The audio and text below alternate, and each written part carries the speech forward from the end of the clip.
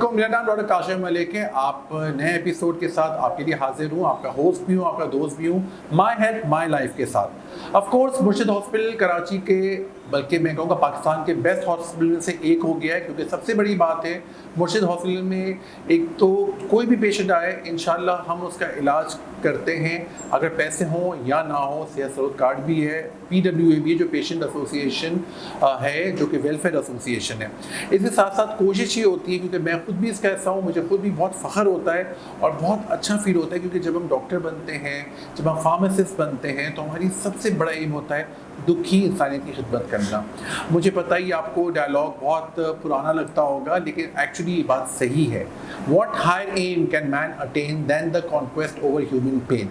तो सिर्फ डॉक्टर ही नहीं, जो भी हॉस्पिटल से रिलेटेड होता है वो किसी ना किसी तरीके से इस सदका जारिया का हिस्सा बनता है। तो आज हम आपके सामने बड़ी अच्छी और इंटरेस्टिंग पर्सनैलिटी लाए हैं, जो कि डॉक्टर ऑफ फार्मेसी हैं, और ये हमारे नर्सिंग स्कूल जो कि सोनम, जिसको हम इसका जो एब्रीविएशन है school of nursing and midwifery, उसमें फार्माकोलॉजी की हेड है। ये हर लेवल पे फार्माकोलॉजी पढ़ाते हैं। फार्माकोलॉजी मुझे तो अभी भी बहुत डिफ़िकल्ट लगता है, और मैं मैम से पूछूंगा, उन्होंने माशाल्लाह इतना इसमें डॉक्टरेट कर लिया है, और इसके एक बहुत मुश्किल फील्ड है, लेकिन बहुत ज़रूरी भी है। हम सबको, डॉक्टर्स को, सबको फार्मेसी या फार्मास्यूटिकल नॉलेज के बगैर तो जी नहीं सकते हम लोग, बिकॉज हमारा सारा दारोमदार हमारे पेशेंट की डायग्नोसिस और फिर उसकी ट्रीटमेंट जो कि फार्मास्यूटिकल होता है। तो आइए आपकी मुलाकात कराता हूँ मैम सोबिया सद्दाम से। अस्सलाम वालेकुम ma'am, thank you so much for coming to my show. आपने टाइम निकाला, और मुझे पता है फार्माकोलॉजी एक बहुत ही टफ सब्जेक्ट है, तो आपने कैसे किया? आपको क्या शौक था इसमें? क्योंकि इसे बड़ा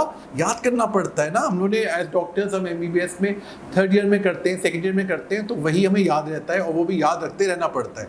तो आपका खुद शौक था फार्मास्यूटिकल्स में आने का? फार्मास्यूटिकल में बहुत ज़बरदस्त फील्ड है ये। जी सर, बिल्कुल सर। फार्माकोलॉजी सर असल में सर जो my brother was sir doctor, तो सर उनसे इंस्पिरेशन भी थी।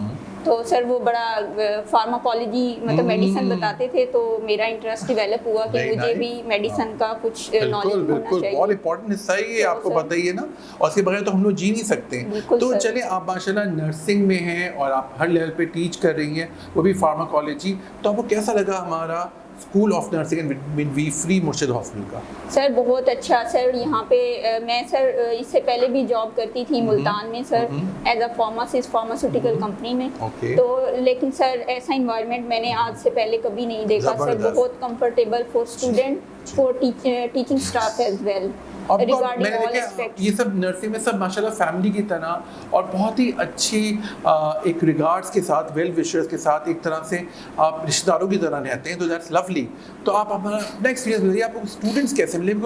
फार्माकोलॉजी बहुत टफ सब्जेक्ट है, सीरियसली बताऊँ। मैं डॉक्टर हूँ, मुझे तो अभी भी बहुत टफ लगता है, और ऑफकोर्स नर्सिंग स्टूडेंट्स हैं, या मिडवाइफरी के स्टूडेंट्स हैं, या हमारे BSN के स्टूडेंट्स हैं, तो उनको तो ज़ाहिर है टफ लगेगा ही, और उसमें पढ़ना पड़ता है और याद भी करना पड़ता है। तो आपको किस तरह के स्टूडेंट्स मिले और क्या क्या दिक्कत आई है आपको यहाँ पर? स्टूडेंट्स सर माशाल्लाह सर वैसे they are competent sir. They are okay, good, very good. Sir वो फुल ट्राई करते हैं कि फार्मा को समझें, उसका मैकेनिज्म ऑफ एक्शन और उसमें इंटरेस्ट लें। सर नो डाउट फार्माकोलॉजी है मुश्किल सर, लेकिन जब ये आपको समझ आ जाती है एक दफ़ा, तो सर इसकी याद की ड्रग्स आपको लाइफ टाइम नहीं भूलती। ये बात, और ये रखना भी पड़ता है ना याद। बिल्कुल सर। तो आप अपने आपको ग्रूम करने के लिए क्या करती हैं? अपडेट करती रहती हैं नॉलेज, बिकॉज हर रोज़ एक नई दवाई आ रही है, उसके नए फ़ायदे हैं, नए काम हैं। उसकी सबसे बड़ी बात ये है कि उसके अंदर आपको नई नई इंडिकेशंस मिल रही है। तो आप अपने आप को अपडेटेड रखती हैं इसके ऊपर, क्योंकि ये बड़ा मुश्किल काम होता है ना? जी बिल्कुल सर। मैं सर मेरा इंटरेस्ट भी है सर। इवन कोई मेडिकेशन घर में आ रही है सर, इवन वो कोई फादर की, मदर की, तो सर मैं उसका लिटरेचर निकालती हूँ सर, लीफलेट जिसको कहते हैं सर, मैं उसको पढ़ती हूँ बाकायदा सर। मेरा इंटरेस्ट है, और सर अभी तो खैर मैं इसी फील्ड से रिलेट कर गई हूँ सर। अब तो वो रिवाइज होता रहता है सर, हर सेमेस्टर में अलग अलग सर क्लासिफिकेशन है सर, वो हम पढ़ाते हैं, और उससे सर मेरी अच्छी रिवीजन हो गई। बहुत ज़बरदस्त। और मैं बताऊँ, ये एक बहुत अच्छी आदत है, क्योंकि आपको अपनी सारी ड्रेस, मतलब एक तो एक वर्ड है जिससे मैं बहुत तंग आया हूँ, और मैं आपसे ही पूछूंगा, क्योंकि हमसे रिलेटेड। तो ये बहुत कहते हैं जी एलोपैथिक दवाइयों में साइड इफ़ेक्ट होते हैं, साइड इफ़ेक्ट। मैं उनसे कहता हूँ कि भाई साइड इफ़ेक्ट उसी वक्त होते हैं जब आप ओवरडोज करें या बिल्कुल। गलत डोज लें। तो आप अगर बताएंगी तो हमारे व्यूअर्स को और अच्छा समझ में आएगा कि ये साइड इफेक्ट का इतना इन्होंने जनरल, मैं किसी की बात नहीं करूंगा, ये एक जनरल कॉन्सेप्ट है कि एलोपैथिक दवाइयों में साइड इफेक्ट है, साइड इफेक्ट है। पहले तो साइड इफेक्ट का मतलब बताइए और फिर को बताइए कि हर दवाइयों का साइड इफेक्ट उसी वक्त होता है जब वो ओवरडोज करें, बिल्कुल, राइट? सर। तो प्लीज आप बताएंगे तो उसकी वैल्यू ज्यादा होगी। सर बिल्कुल सर, कुछ सर जो हमारी फॉर्मुलेशंस होती हैं सर, नो डाउट थोड़े बहुत उसके साइड इफेक्ट्स होते हैं सर। हमारे यहाँ रॉन्ग प्रैक्टिस ये होती है कि हमें उसका बेसिक ड्रग इंटरेक्शन नहीं पता होता। Exactly. दो हम ऑपोजिट ड्रग्स उठा के ले रहे होते हैं, जी, डोजिंग बिल्कुल। नहीं पता, अपनी मर्जी से कभी सर दूध के साथ ले लेते हैं, कभी चाय के साथ। सर बिल्कुल नहीं पता होता कि आयरन को किसके साथ लेना है, कैल्शियम को किसके साथ लेना है।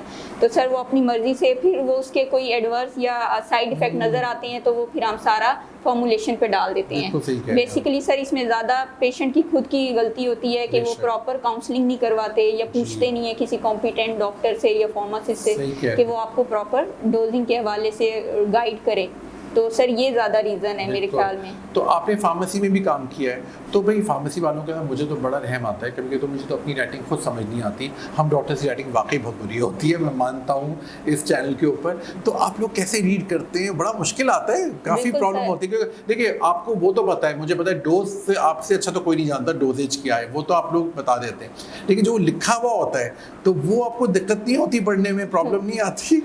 सर बिल्कुल सर, प्रेस्क्रिप्शन सर जो रीड करना ये भी सर एक आर्ट है, स्पेशली इन पाकिस्तान सर, क्योंकि सही कह सर रहे वो हैं। डॉक्टर जिस तरह से लिख रहे होते हैं, और लेकिन यहाँ पे कंप्यूटराइज तो नहीं होता कि आपको एक एक वर्ड अलग दिखे। बिल्कुल, तो आप किस तरह से मैनेज करती हैं? तो सर असल में सर हम जब कोई जेनरिक नेम पढ़ते हैं हाँ। किसी ड्रग का, तो साथ उसके हम 2-4 ब्रांड नेम भी याद कर लेते हैं, तो सही। उससे हमें आइडिया हो जाता है कि डॉक्टर ने सही। दिस ब्रांड सही है, बिल्कुल आपको सही। मतलब प्रेस्क्राइब किया है, तो उससे सर थोड़ा आइडिया हो जाता है। और दूसरा सर जो उस पर आपकी डायग्नोसिस लिखी होती है, उससे हमें आइडिया हो जाता है कि ये डायग्नोस है तो इसका ट्रीटमेंट इन ड्रग्स में से हो सकता है। बिल्कुल सही कहेंगे आप। और तो- सबसे अच्छी बात मुझे अब लगने लगी है कि फार्मेसी वाले मुझे डायरेक्टली खुद फ़ोन करते हैं, पूछने के लिए, कंफर्म करेंगे। और मुझे बात बहुत पसंद है, क्योंकि कभी कभी ऐसा होता है कि हम लोग चूँकि थीसिस लिख रहे होते हैं तो हमें तो अपनी राइटिंग समझ नहीं आती है, तो वो एटलीस्ट वो हमें से पूछना, हमें कंफर्म हो जाता है कि हाँ यही हमने लिखा है और इसी तरह से होता है। तो चलिए, आप तो एक बड़ी ज़बरदस्त फील्ड में हैं, जो कि बहुत मुश्किल भी है, चैलेंजिंग भी है और जिम्मेदारी भी है ना। देखिए, सबसे पहले तो दवाई का इल्ज़ाम आप पे डाल देंगे लोग, क्या आपने गलत डोज दे दी या आपने गलत दवाई दे दी, और ये नहीं है, ये महंगी है, सस्ती है, बहुत चीज़ें आपको बहुत हर जाविये पे सोचना पड़ता है। तो चलें, आई एम श्योर आप बिजी तो बहुत रहती हैं, कभी फ्री टाइम होता है तो क्या मशागिल हैं? फ्री टाइम में क्या करती हैं आप? फैमिली के साथ क्या आपके मशागिल हैं? सर वैसे तो फ्री टाइम में सर मैं now I am married sir, तो मैं फ्री टाइम में सर अपने अम्मा अब्बा को सर कॉल करती हूँ 15-20 मिनट की। और सर उसके अलावा सर कुकिंग वगैरह अच्छा, सर। Very good. और सर वैसे देखा जाए तो सर मुझे पोइट्री में इंटरेस्ट है, तो sir I Oh, keep on lovely. Reading sir poetry. आप रीड करती हैं, लिखती हैं, कुछ शायरी भी करती हैं?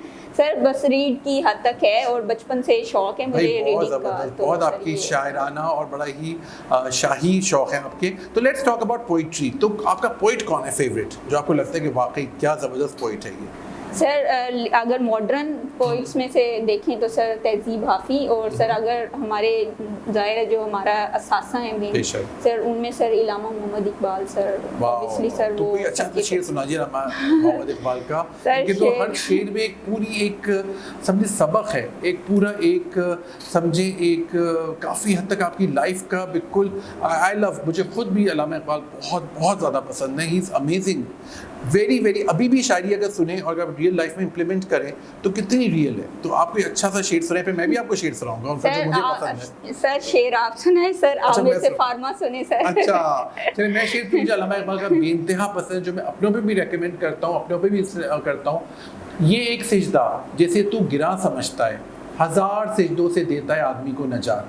क्या खूबसूरत बात कही अल्लामा इकबाल ने कि हम सिर्फ अल्लाह ताला की तरफ सिजदा करें, हमें लोगों की मिन्नतें करने की कोई ज़रूरत नहीं होगी, सिर्फ अल्लाह से लॉ लगाएं। It's beautiful, I mean like it is, I think एक तरह से पूरे लाइफ को आपको एक तरह से एक कूजे में बंद कर देता है कि आपको सिर्फ अल्लाह से लॉ लगानी है, मेहनत ऑफकोर्स करनी है, लेकिन बाकी सब चीज़ें आपकी खुद बच जाएंगे काम।